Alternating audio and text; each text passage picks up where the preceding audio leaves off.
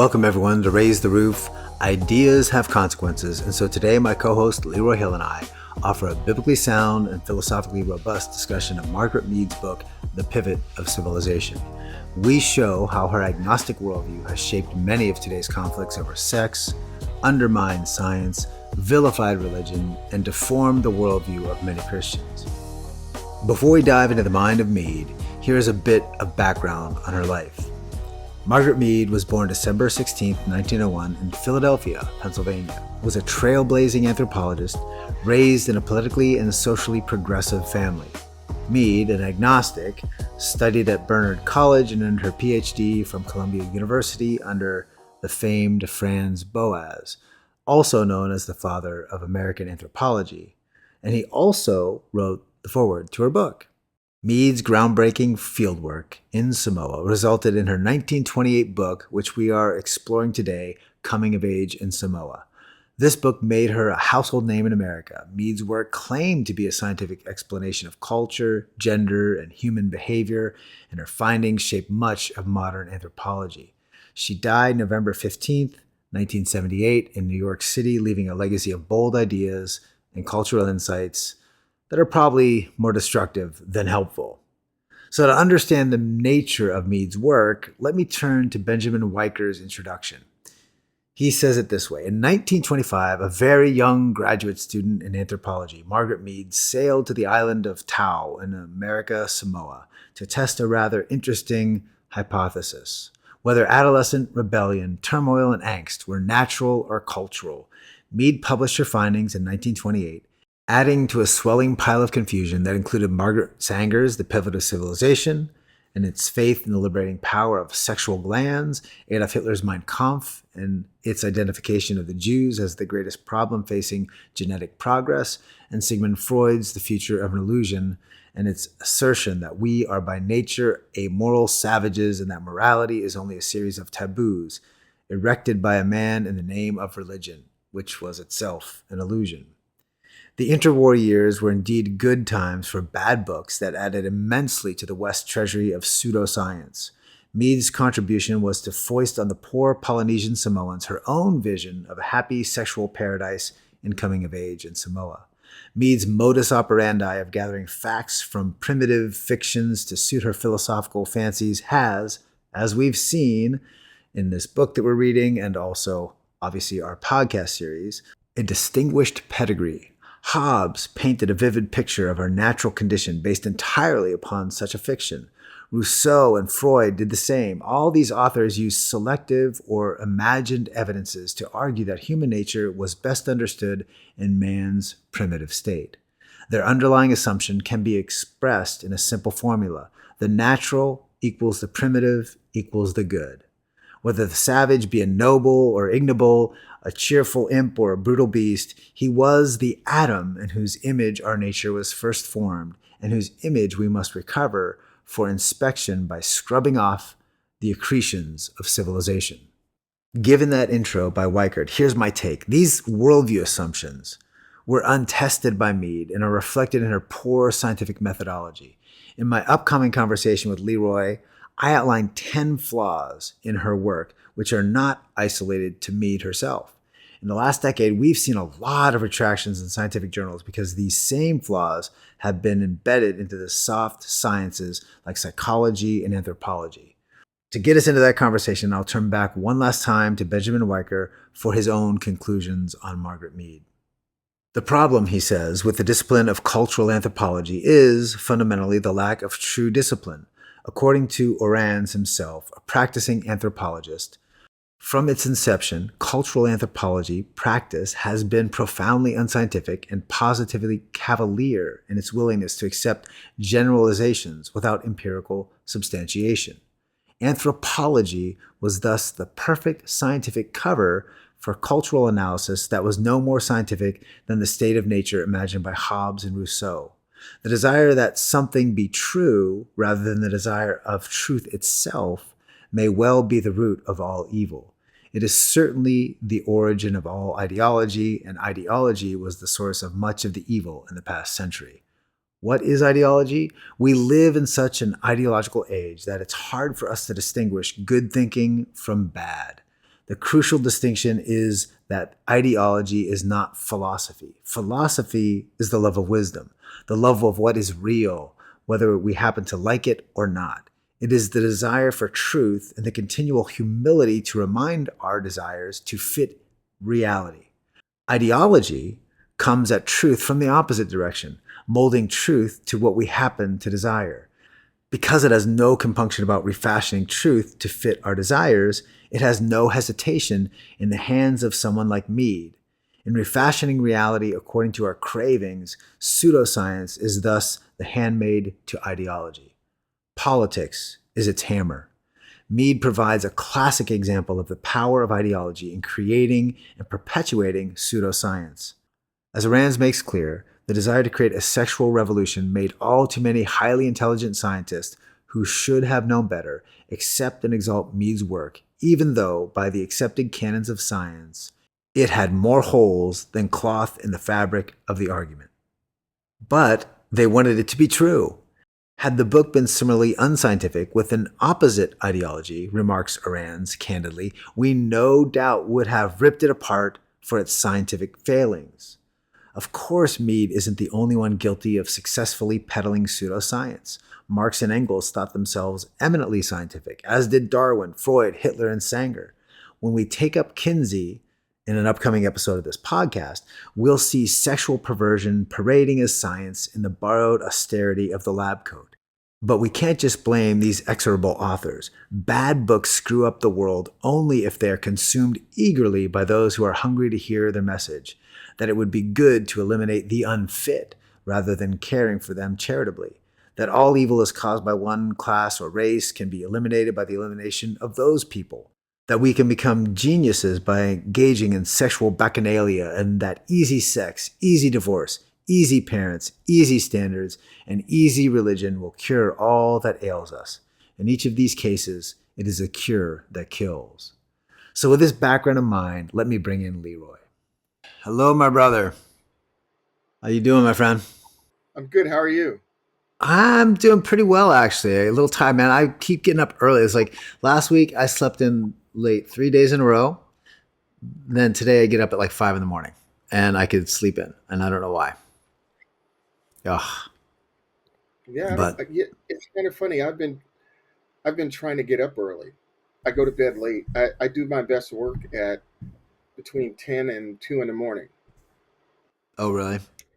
Oh yeah. So I go to bed and I get up and try to get up early. But now I realize that if I get in bed probably at around 9 o'clock, I'm being like an old man. You Well, know, I'm already there. I'm dead to the world about 10:30, man. I just That's- no, I feel like I'm an old man at that point, and I'm not young and out there and doing things. But then again, You I sound like my realize wife. Yeah.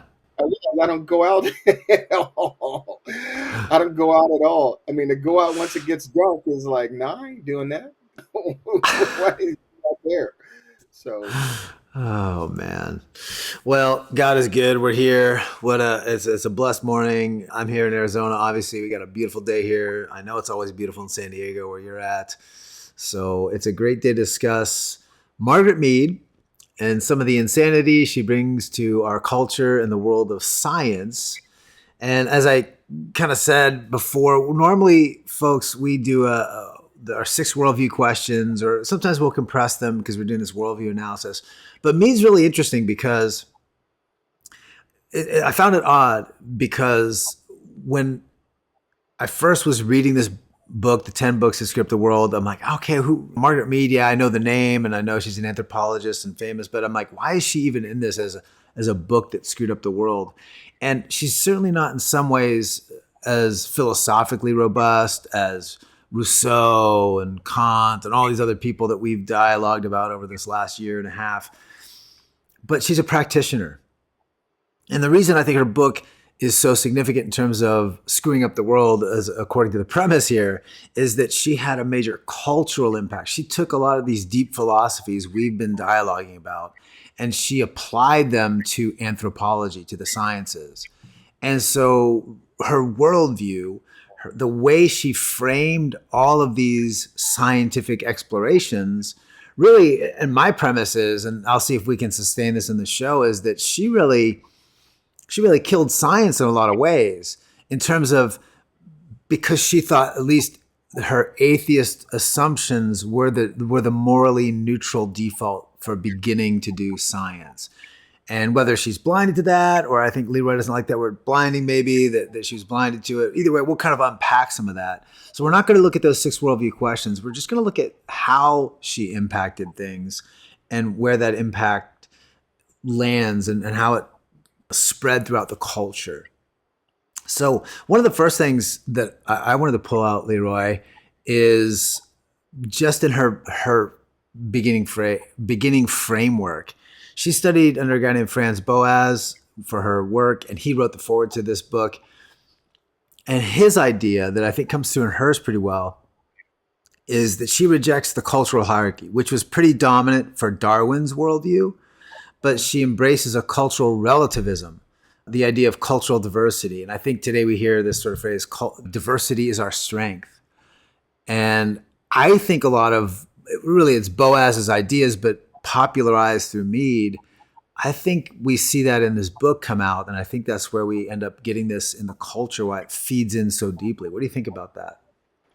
I think that's accurate. I think what she is intoning is the spirit of the age. In other words, this is the idea that's floating around in the ether that everyone, even if they don't implicitly agree with, I mean, explicitly agree with, they implicitly agree with it. That culture is relative, and social and moral ethics are created by the dominant groups of people, and they have this effect on us that we don't often understand or think about. And what she's attempting to do by going back and studying people in the state of nature is escape the cultural binds, the Mm-hmm. shackle of culture, to get at what's really true.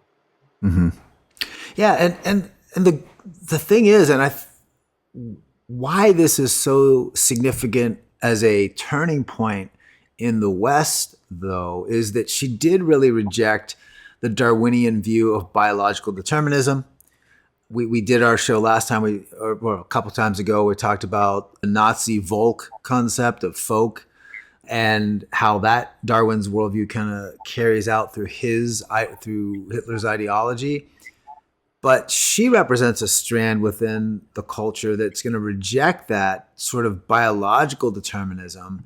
And she wants to see it as more of a cultural determinism, where there isn't a universal human nature. We'll touch on that later too.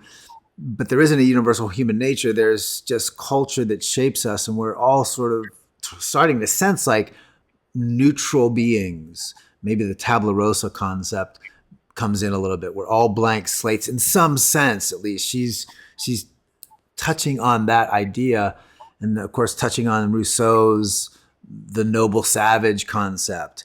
And she's rejecting what would be the scientific consensus at that point for a new sociological consensus. So I think that's why there's such a huge shift. So there's no shared worldview. There's no one worldview. There's only diverse worldviews.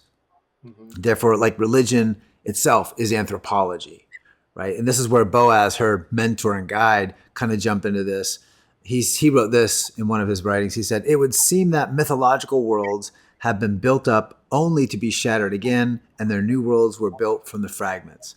He was actually doing a study of Indian religions, and he was commenting on some other stuff there, like of native Indian religions. Like I think it was, it might have been like Canada or something like that. I can't remember.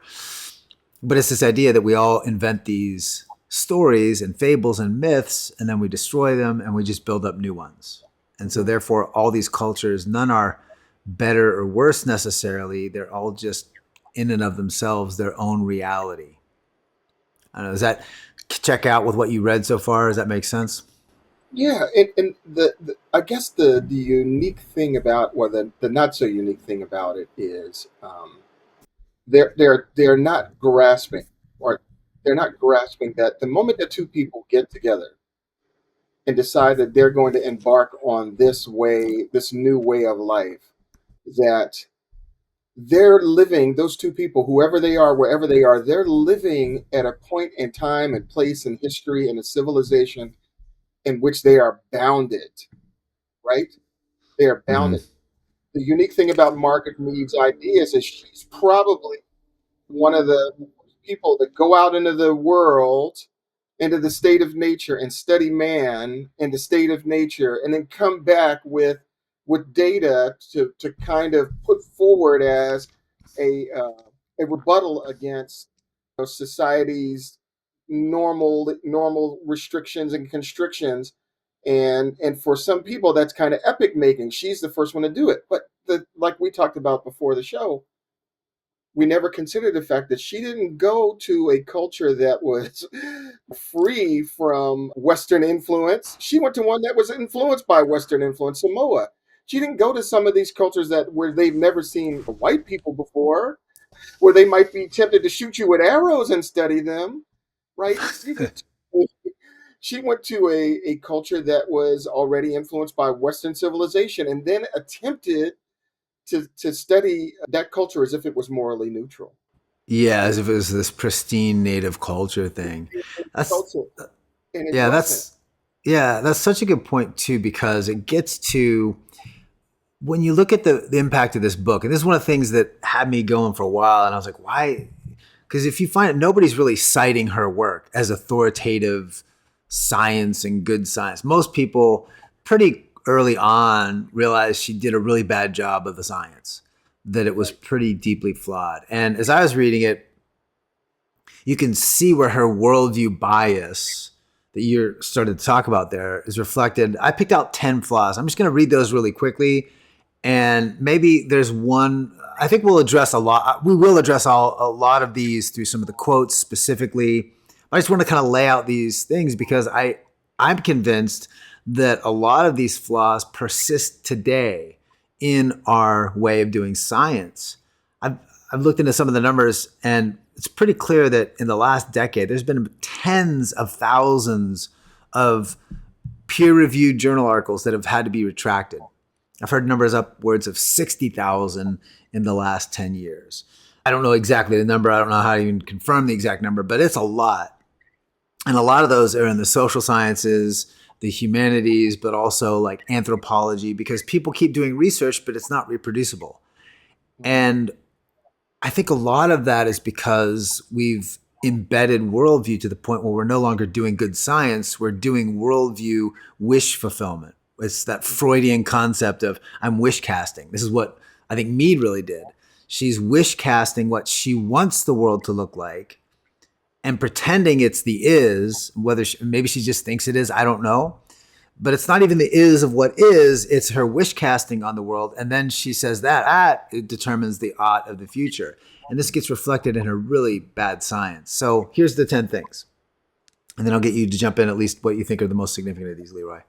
So she had limited duration for her field work. She spent only about 9 months in Samoa, which is really, to gain any meaningful cultural understanding, pretty insignificant.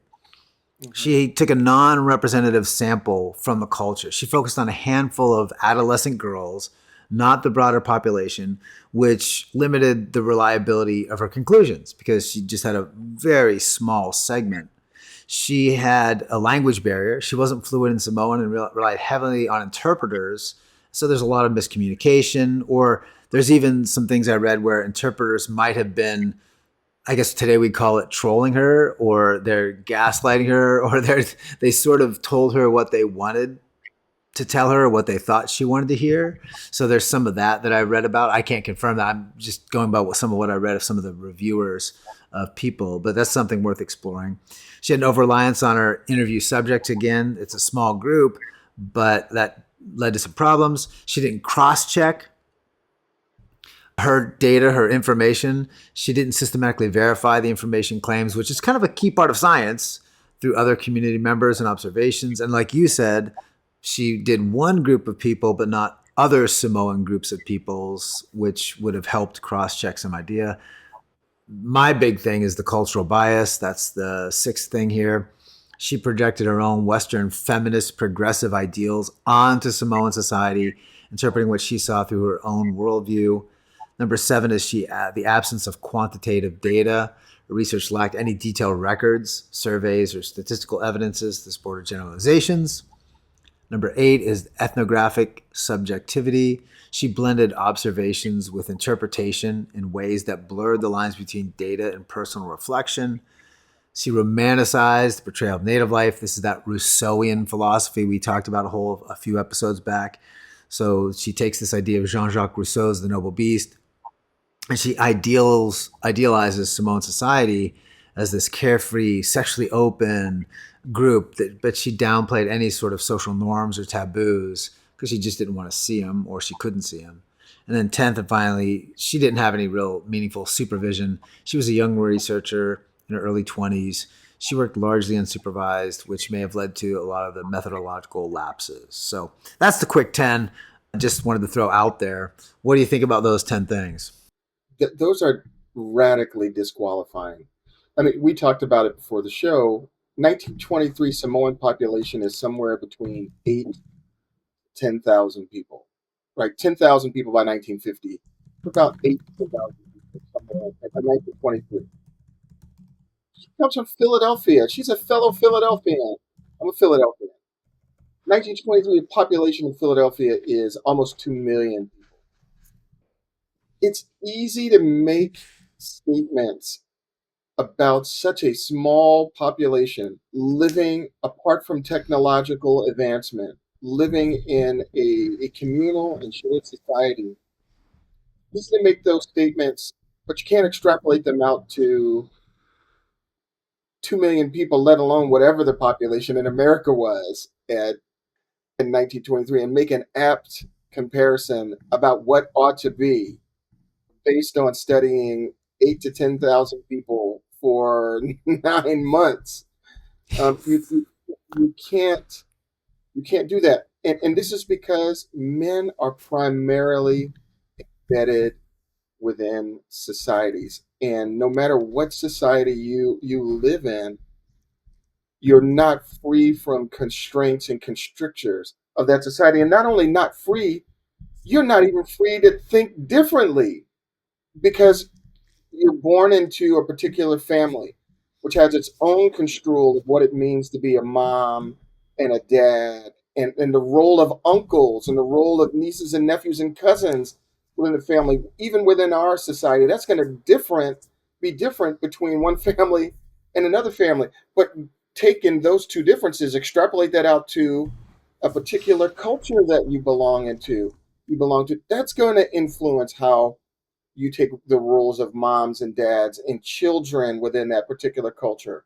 Not to mention that you live in one of the most advanced societies in the history of the planet, where you're going to need to have constraints on sexual and moral activity. I mean, you need to in order to live together. So, what might work in a society of 8,000 people in tribal Samoa, it's not going to work in Southwest Philadelphia. It's not going to work in Philadelphia at all in 1923. It may work for a few people for a short period of time, but once that idea becomes the universal or communal ethic, it's like throwing gasoline on the fire. It just doesn't work. Yeah, and that goes to also, again, let's dive into some of her worldview assumptions and where those play out in her writing. So again, it's nobody's really looking at her actual analysis of the culture. That's not the meaningful impact. It's that she embedded this worldview into the scientific methodology, and that's what has impacted us today. So one of those fundamental commitments was a denial of a common human nature. This goes back against the Franz Boas, who's considered the father of modern anthropology. He writes the intro to her book. Again, as I said earlier, he was a supervisor, so he had a big influence on her. He wrote this at one point: courtesy, modesty, or he actually writes this in the intro to the book: courtesy, modesty, good manners, conformity to definite ethical standards are universal. But what constitutes courtesy, modesty, good manners, and ethical standards is not universal. What do you notice about that phrase? It's self-refuting. You can't say courtesy is universal, but what it means is not universal. He's What are we talking claiming these about? things are universal, just yet there's no universal. So the word doesn't mean anything. If there is no universal standard, then there is no universal thing called modesty or courtesy.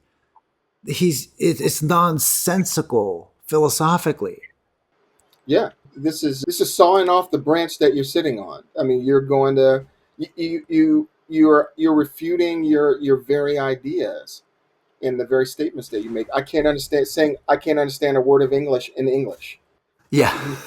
That's exactly what he did. And it's just, I read that in the intro. It's just, oh my gosh, from the start, I can see the issues. Yeah, here's another example of this. This is the one that I also pulled out because of this. So she assumes a common human nature in her methodology, but she denies it in her worldview.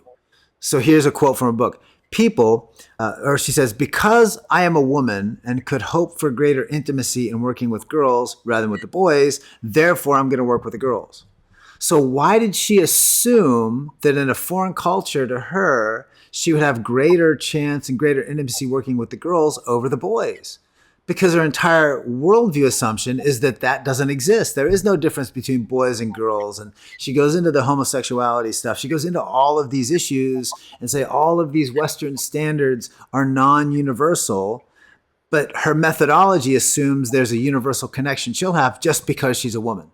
Right? She's baked it into her work, and that's that's the bias that shapes all of her work. Yeah. It's interesting.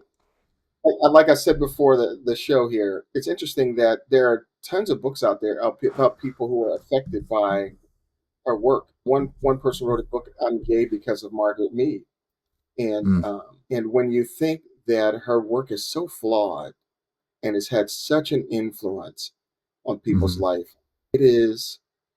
I mean, it makes you understand how accountable we need to be for the things that we say and the things that we write, because she led people down this path of destruction based on her own presuppositions and predilections. She's attempting to say, this is what I've studied, without really filtering out her own biases and then Mm-hmm. shaping the results of that study in accord with her biases, which leads to the downfall of many.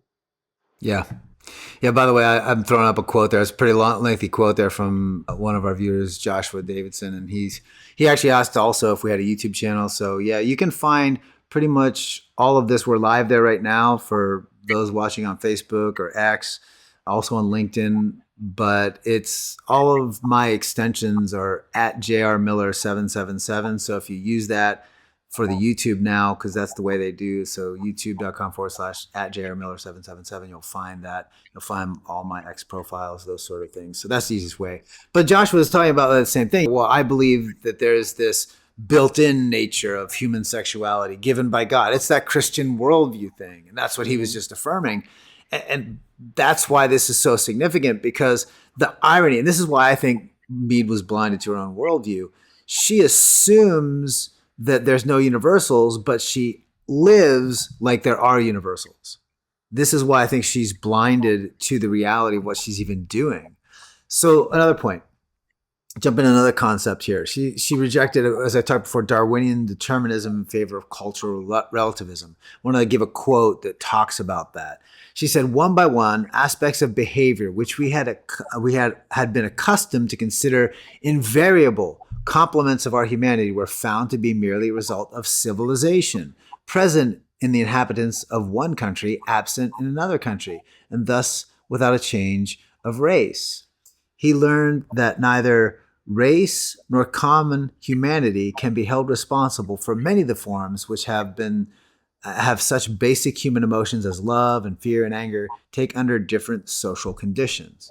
So her whole point is that what we assume is normative or good for humanity and some part of a common human nature is not a common human nature. It's all based on civilization. There's that Rousseauian, we're chained, we're enslaved to civilization, and when we break those chains, then we can experience the beauty of unchained life. Unchained, unmoored sexual ethics, and Yeah. here's the thing. what makes them beautiful at that point then?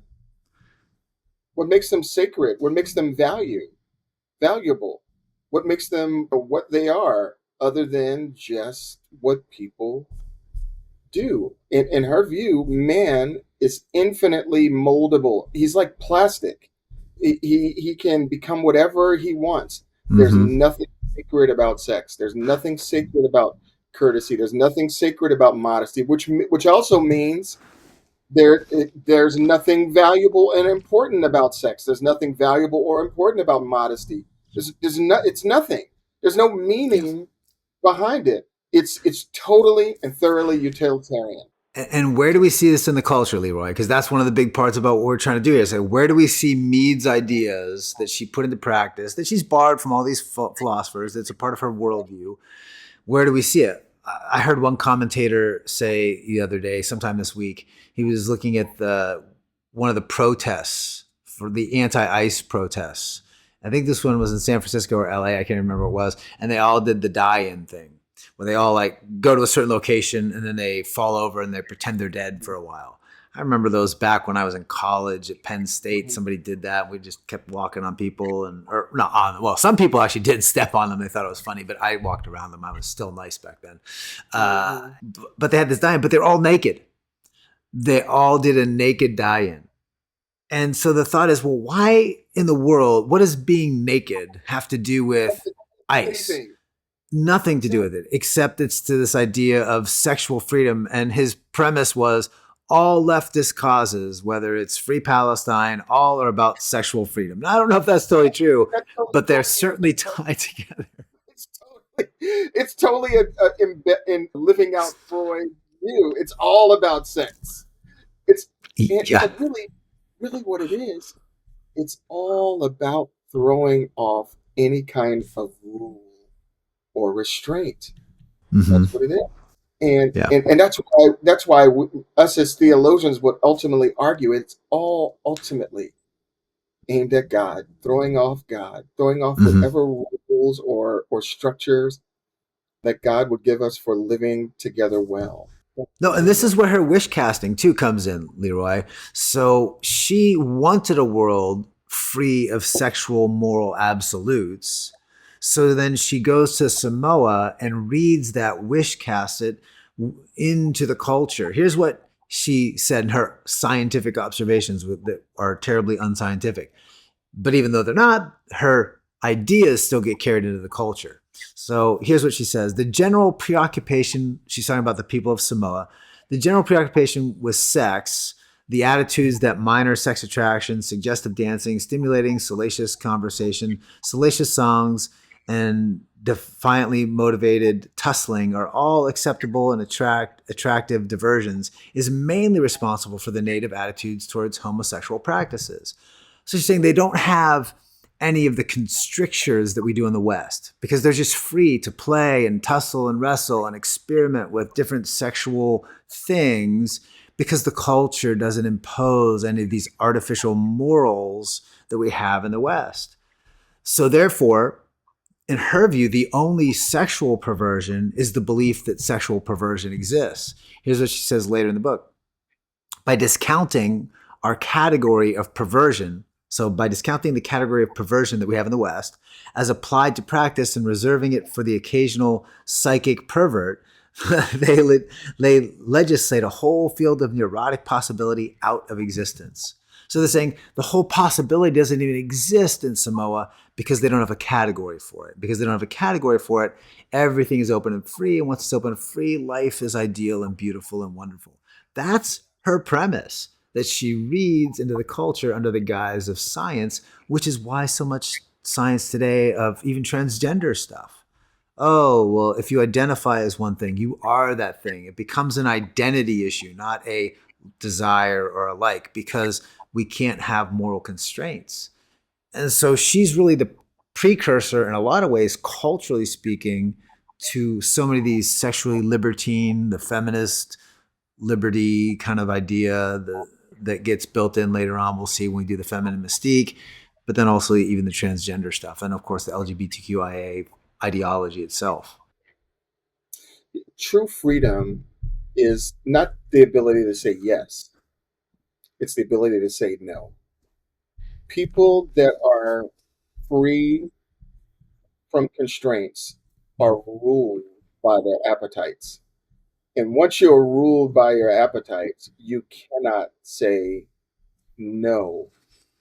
A good example of that is a person who, the difference between a person who may drink casually and the person who becomes an alcoholic. The person who becomes an alcoholic is not free from his desire or her desire for alcohol, and they will ultimately be destroyed by it, and not only destroy themselves, but destroy others. Most likely the people who love them, most likely their families. So she isn't offering freedom, she's Hmm. offering destruction. She's Hmm. not offering liberation, she's offering a guttural barbarism that in which there are no rules. There are just people who live out as non-intellectual, non-virtuous, incapable of honor, incapable of being faithful to anything, only trained by their emotions and their desires. And that's kind of what we're seeing in society today. I mean, we talked about, I don't know if we were on after the Charlie Kirk shooting, but the guy who shot Charlie Kirk simply said, he said, some hate can't be negotiated Hmm. out.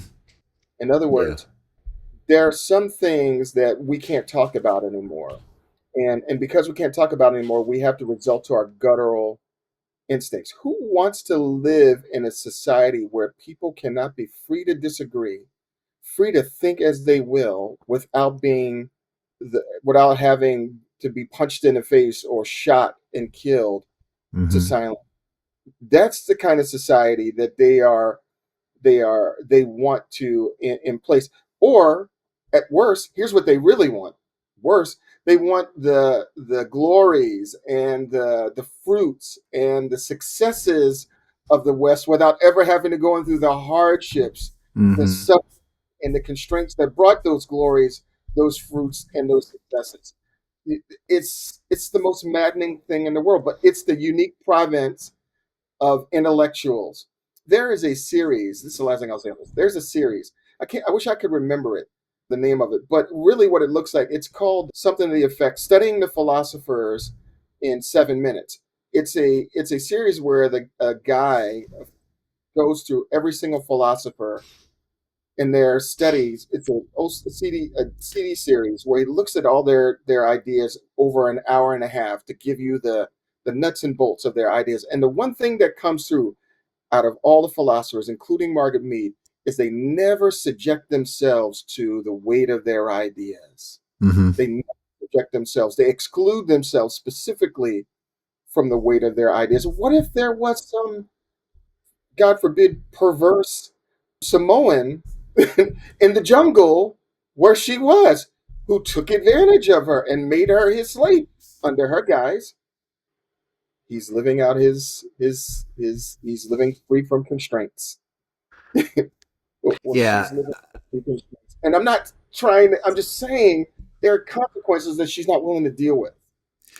Yes, because it goes back to again that worldview blindness. She's got an end in mind, but she's not really consider the methodology. Her own methodology is flawed, but she's not even able to look at the practical consequences because she's got so much of what she wants to achieve for her own freedom, her own desires that she doesn't understand. It's like a 3-year-old when they want a cookie and they'll climb up on the counter and they'll create this crazy ladder out of boxes or chairs or whatever. They don't realize what they're doing is dangerous because Mm-hmm. they're so fixated on the cookie.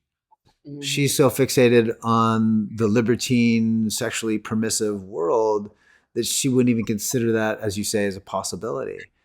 And she doesn't even see that it's rebellion against 1920s social structure and ethics, the Victorian Puritan ethic that she most likely grew up in, or the upper society ethics that she wants to rebel against. She Hmm. doesn't see it and think that what that might be why I think the way that I do. Yeah. Well, when you take God out of the equation, which she does, and she makes that pretty clear, that there are no gods, in her view, to inhibit the happiness of the Samoan people. She says, neither poverty nor great disasters threaten the people to make them hold their lives dearly and tremble for continued existence. No implacable God, swift to anger, strong to punish, disturb even the even tenor of their days. So she says they just don't have this fear of death because they have no fear in living, and they have no fear of living life the way they want because there's no God to punish them, the evil God guy in the sky with the beard who's going to punish their wickedness. They got rid of all those old ideas, which her mentor Boaz said clearly all of these are myths and fictions. Mythohistory for some people, they might say. Mhm. But anyway, so let the hearer listen and know. But that's what she does. But she has that no God mentality that undergirds all of this. And she thinks once God is dead, there's our Nietzschean concept, then she is free. Then all of us are free to do. But she never really paid attention to Nietzsche because she didn't see the disaster that even he said this would lead So, to. yeah. And what happens when you remove, and you never do, you can never do it because God can't be removed. But what would happen? What would society look like if everyone were free from lived as if they were totally free from moral any moral constraint other than their own? What would that look like? What would that look like? It would make I can't even think of I can't even imagine. It'll look like the die-in at the ice thing where everybody's naked riding bikes, and Exactly. we just don't want to see that. That's what it would look like. I, I remember driving home from work and being stuck in traffic one day, just being stuck in traffic and thinking, what would it take for me to cease being an American? Like, what would it take just for my own mental worldview to cease being an American? I mean, it would take some catastrophic event, right, that would take place in America where we could never really reform again as a people, right? So it would Mm-hmm. take a cataclysmic, catastrophic event where we could never reconnect as a person. And then I began to think of the next question: what would it be then? What kind of person would I be, or what kind of um, what would I call myself? How would I frame my existence from that point? And just beginning to wrestle with that question alone really led to some really deep thinking about society and the benefits of society and the benefits of belonging to a particular society with particular constraints and particular freedoms. And then if you took Margaret Mead and you were to just take a sponge and wipe away the horizon, you wouldn't get freedom. Mm-hmm. Men would be ruled by two things: power and pleasure. Power and Mm-hmm. and neither one is a good taskmaster. Power and pleasure. That's what would be the rule. That's what would all be left. And the powerful would control the weak. They would destroy the weak. They would use the weak for their own good. There would be no freedom for the weak because the powerful would exert their power over the weak. And in pleasure, God forbid you had a perverse person with power over the weak, or even worse, a weak Yeah. person with power over the. But for her though, there is no such thing as perversion, so it could never happen. So Leroy, you're creating fear mongering because there are no perversions. It's Yeah, just pure pursuit of self happiness. we'd be like animals in the jungle. Would be it would be the law and the rules of the jungle. And if you think the law and the rules of the jungle are red in tooth and claw, what happens when all men everywhere are free from all constraints?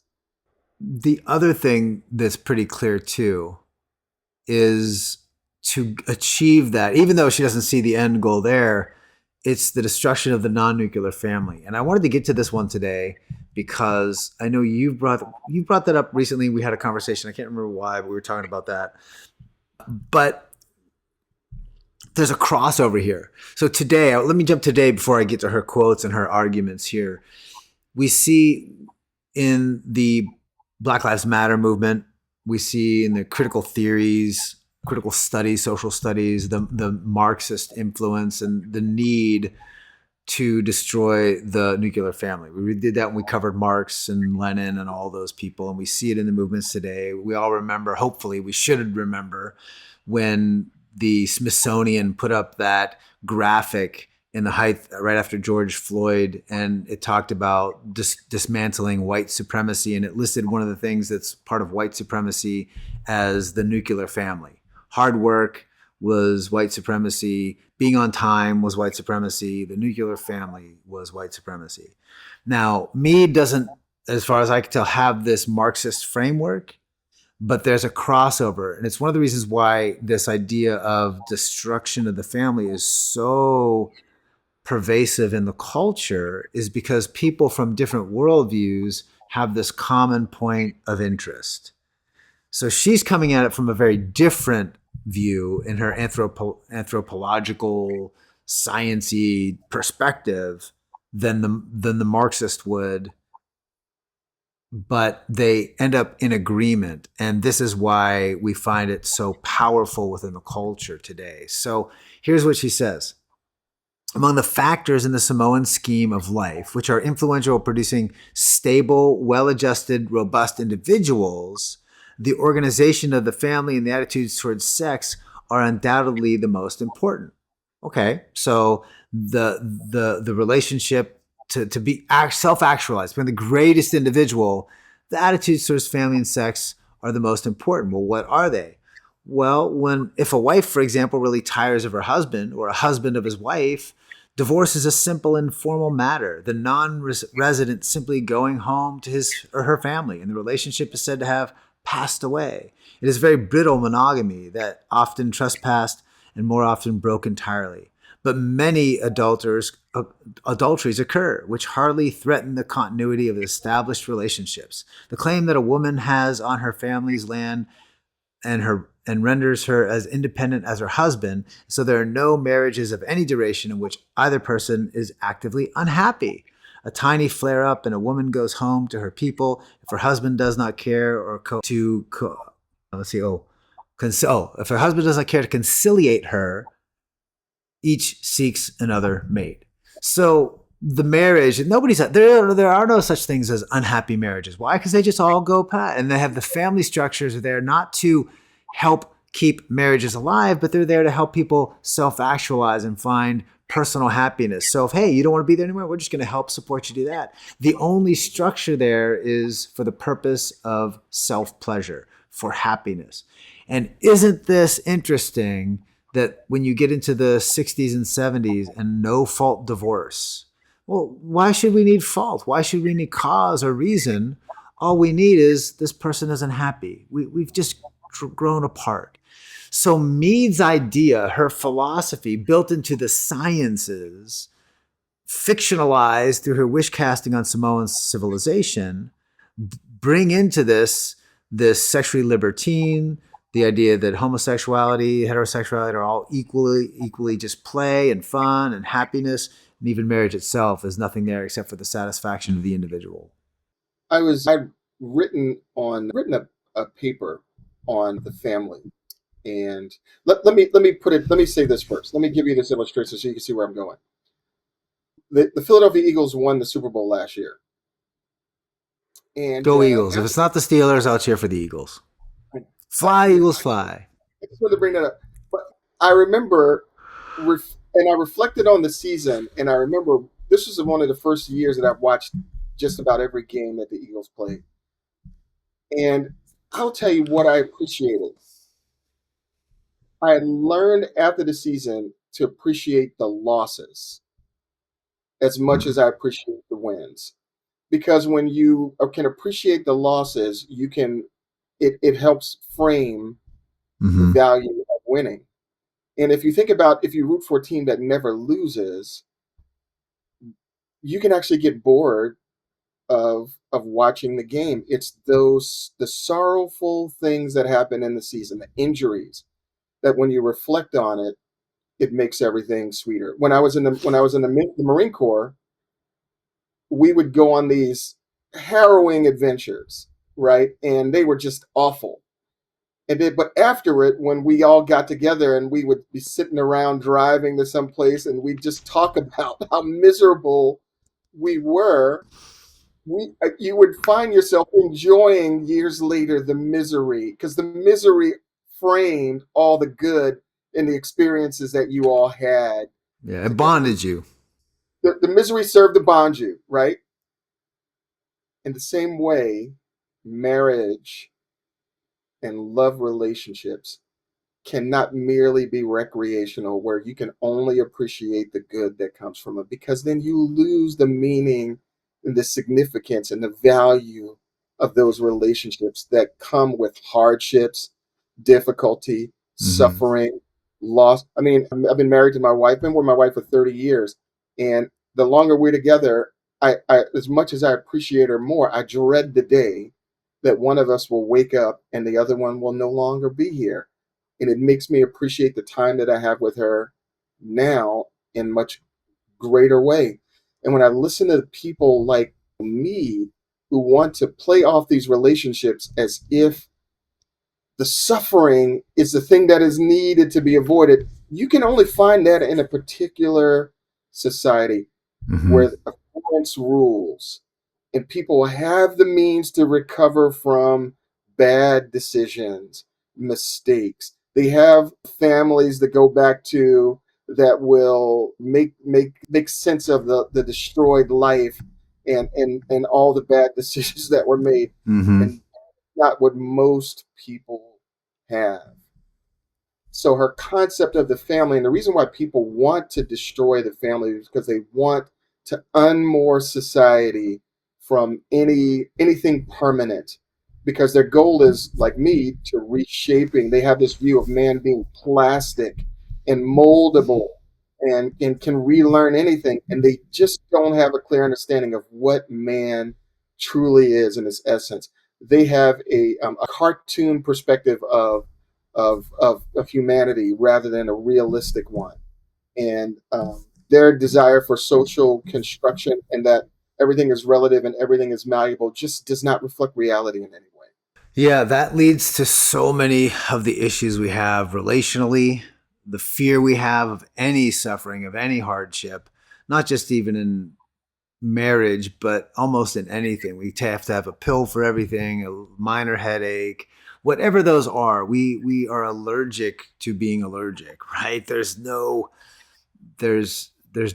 place for that. So we're over medicated, we're over safe space. Everything has got to be a safe space.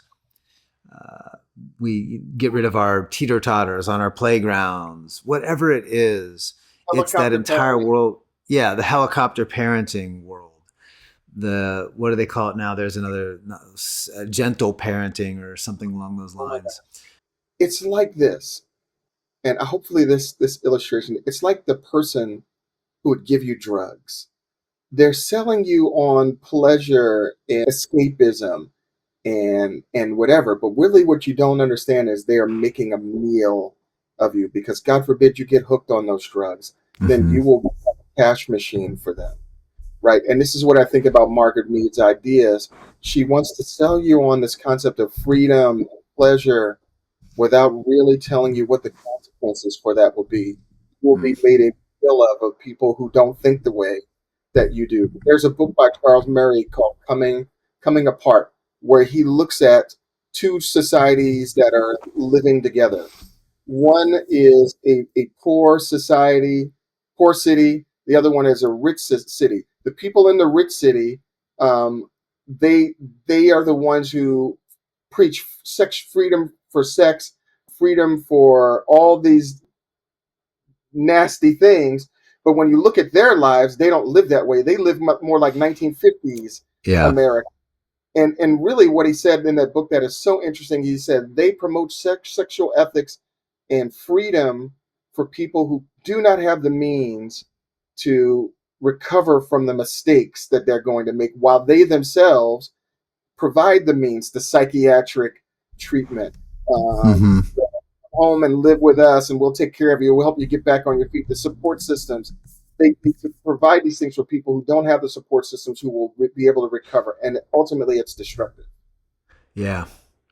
Well, let's start to wrap up with this because we've seen a lot of ways that this is embedded in the culture, Mead's methodology, Mead's practices, and we've seen where that has take shape. And there's a lot of other things we could dialogue about along those directions. And so hopefully people will start to think through those things as they listen to the show and they consider how their own worldview has been shaped. But the question I wanted to close on more is where do you think this conversation opens the door to the gospel? What do you think? What is the biggest gospel opportunity that we get after reading somebody like Mead? Where would we look for this? Where should we focus our lens? When I see somebody doing this or saying this, here's where I need to point to Jesus. What do you think for you is the big takeaway there? Here's the big takeaway. I had a former student come back, not one of my students, unfortunately, but she was a great student. She went out in the world and in her first ministry experience, her and her husband are youth ministers. And she came back and she said something super remarkable to me, and I think this kind of fits. She said, usually people go out into the world and they live like Mead expresses, only to come back to Christianity in their 40s.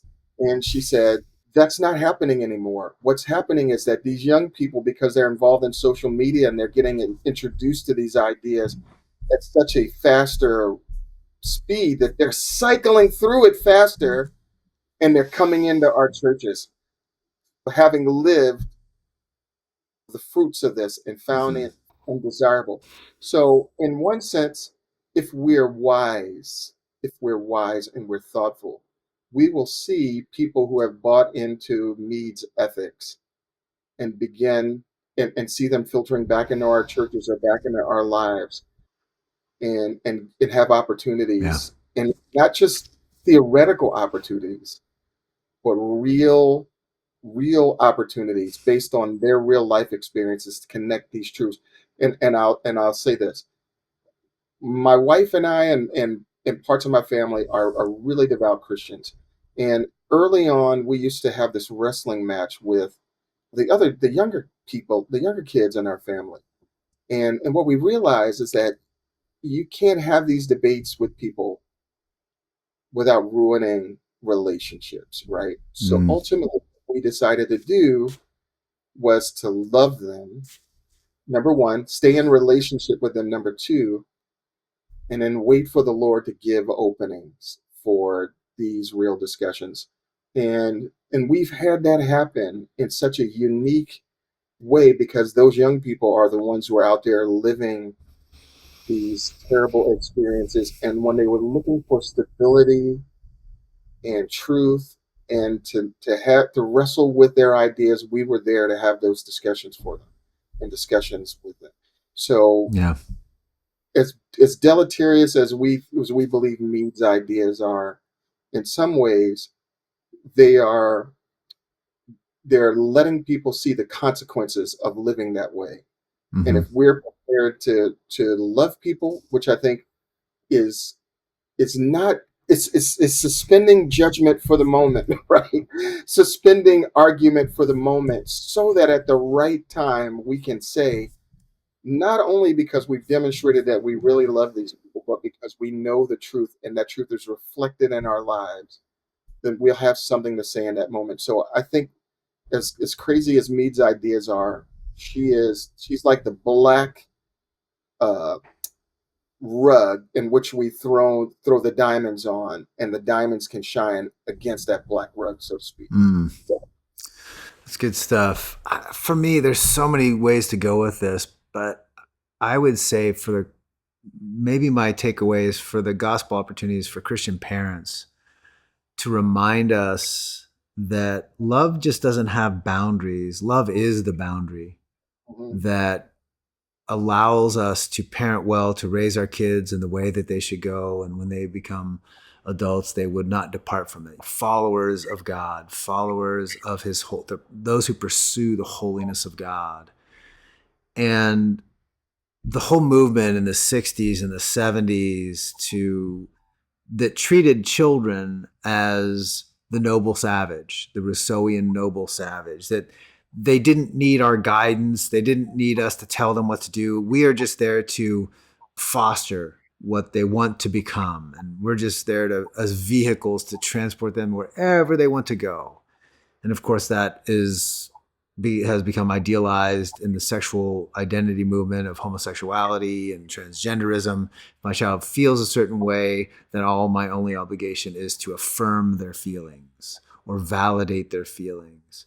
But love is going to say, look, I need to tell my kid, this is wrong, this is bad, this is unhealthy. There's something you are doing, whether it be in a sexual sense or just selfishness or greed or stealing toys or cookies or lying, whatever those things are.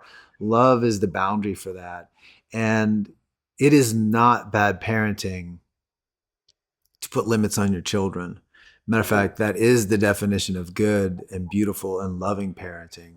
Because if you don't put those limits on, you're not reflecting the love of God, who created us with limits, put us in the garden. And he said, hey, this tree of life, have at it. Everything is great. One thing you want to avoid is that tree of knowledge of good and evil. And he gave them a choice between every day. I kind of look at it every day as there's a negative choice and a positive choice. I'm going to avoid the tree that he said don't eat of. But every day they still had to eat of the tree of life. Because remember what happens after they sin, they kick them out of the garden so that they cannot live forever. That kind of, that whole dialogue that takes place there. So what it tells us is that it's not just a negative choice. Sin isn't just about a negative choice. There's a worshipfulness of the positive choice that has to be made. And the only way to know that is to put the boundaries there so that the child knows what is good, what is pure, what is lovely, and what to pursue in their life. And if they're going another direction, they'll recognize it. So I think putting those boundaries there, society's telling you're a bad parent, you made your child cry, or you're not validating their feelings. Sometimes their feelings are messed up. And that's what love is going to do, is going to constrain them so that they can experience the true freedom of life. So any final thought from you before I close this out? Yeah, the Margaret Meads want us to live by our appetites. They want us to live by our appetites. But ultimately what that leaves us to be controlled by people who don't live by theirs, their consequences. And I take the point that you're making. I would want my sons to go out and live life with passion and with gusto, but I would want them to live in constraints. I would want them to live as if there is a rule, and within those rules, like G.K. Chesterton said, if you put a a bunch of boys on the top of a mountain and gave them a ball to play, and that mountain was bounded by steep cliffs, it's not that they wouldn't play. It's just that the circle in which they would play in would be so small because they couldn't. But the moment that you put walls around the top of the mountain, the boys would play so hard that they would bang into the wall because the walls themselves protect them from going off the cliff. And within those walls, they're going to not only find joy, they're going to find passion. They're going to live life well. So the wall that prevent you from going off the cliff, prevent you from living the ultimate freedom, which is freedom from life and destruction, right? So they're good. They're good for you. Yeah, we need those for sure.